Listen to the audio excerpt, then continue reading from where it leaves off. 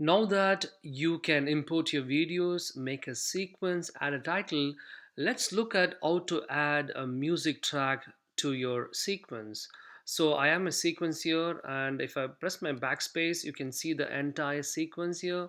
To go into incorporating or adding music video, I suggest go into your audio workspace.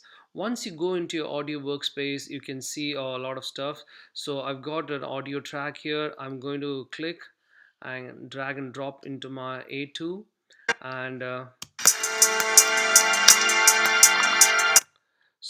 I would suggest you should be in your audio track mixer moving shot, because and that will give you a lot of flexibility in terms of how you can manipulate your audio. See, as you can see, the audio is really peaking a lot. You don't want this red peaking in your project, because that's a sign that it's really loud. And this is my audio 2 track, so I want to kind of bring it a little bit down so that it's not peeking in into the red area. And also, I feel audio 1 also is a little bit louder. I can adjust that as well.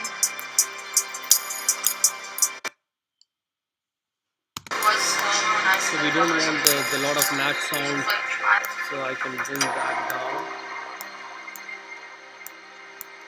And I can also simultaneously work on my master as well.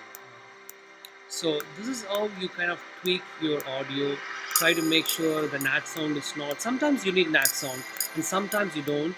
And see what works for you, and then try to make sure that things sound all right, and then you can go ahead and finalize your project. So this is how you tweak your music, and this pain will help you completely understand how sometimes you need nat sound, and sometimes you don't want the nat sound overpowering your project.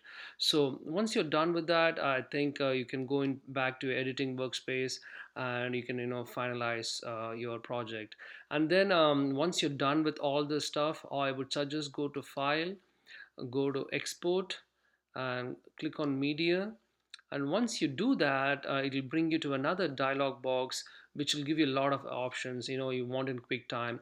I usually will recommend you to do in H.264, which is nothing but MP4. But and again, you can make sure you match source I bitrate to medium bitrate, depending upon the file size you want. Or make sure your sequence is entire sequence, and then all you have to do is export to get your mp4 file.